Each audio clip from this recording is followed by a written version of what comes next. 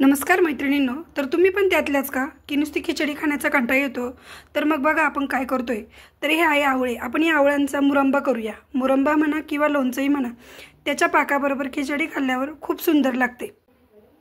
हे आवळे आपण एका मोठ्या टोपामध्ये काढून घेऊया आणि स्वच्छ ते 2 ते 3 पाण्याने धुवून घेऊया। चला तर मग आपण बघूया। हे घेतलेले आहे मी 1 किलो आवळे आणि त्यासाठी लागणार आहे आपल्याला 1.5 किलो साखर। हे आवळे मी 2 ते 3 पाण्याने स्वच्छ पाण्याने धुवून घेतलेले आहे। त्यानंतर आपण गॅस चालू करून गॅसवरती आपण एक स्टीलचं पातेलं घेतलेलं आहे। तर मैत्रिणींनो, मला तुम्हाला हे सांगायचं आहे की हा जो आपण मुरंबा बनवणार आहोत आवळ्याचा, यासाठी तुम्ही स्टीलच्याच पातेल्याचा यूज करा। त्यानंतर आपण जे स्टीलचं पातेलं गॅसवरती ठेवलं होतं त्यामध्ये आपण अर्धा ग्लास पाणी टाकूया आणि हे पाणी थोडंसं गरम होऊ देऊया।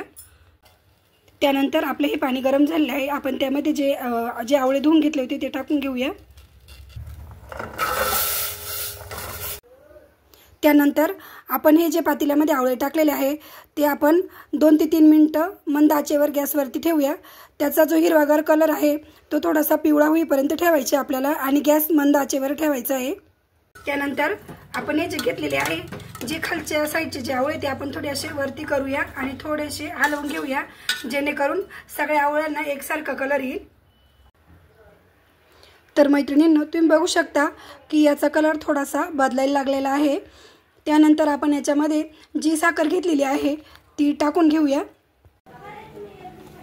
तर तुम्ही बघू शकता की आपण जे पाणी टाकलं होतं अगोदर, त्या पाण्यामध्ये हा छोटे आवळे जे आहे ते छानपैकी असे शिजलेले आहेत। त्यानंतर आपण त्यामध्ये साखर टाकूया।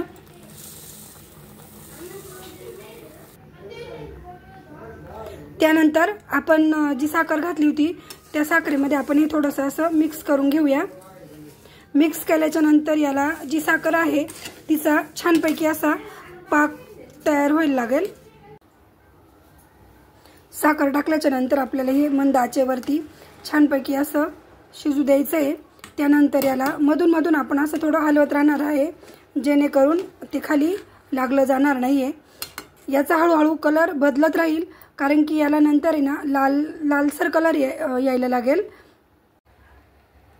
तर आपण जसा साखरेचा पाक तयार करतो तशा त्या पाकामध्ये आपल्याला हे आवळ्याचं लोणचं शिजवून घ्यायचं आहे।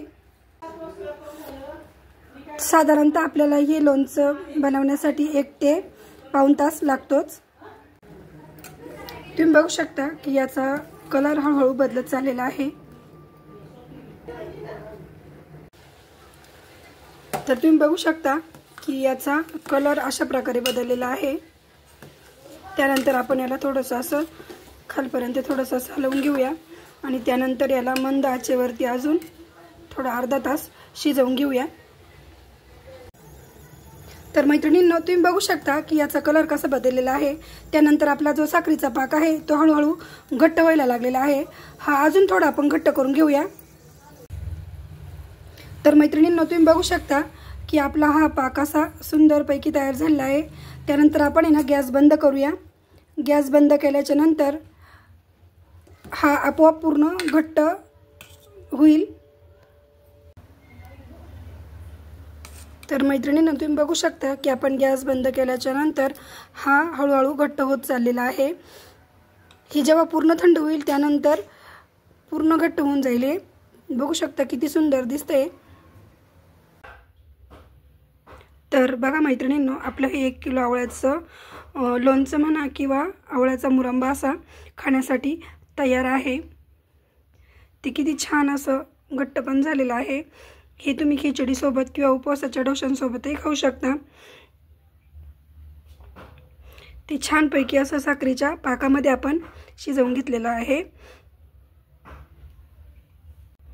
अशा प्रकारे आपला हा आवळ्याचा मुरंबा म्हणा किंवा आवळ्याचं लोणचं म्हणा खाण्यासाठी रेडी झालेला आहे। व्हिडिओ आवडल्यास लाईक व सबस्क्राईब करा। धन्यवाद।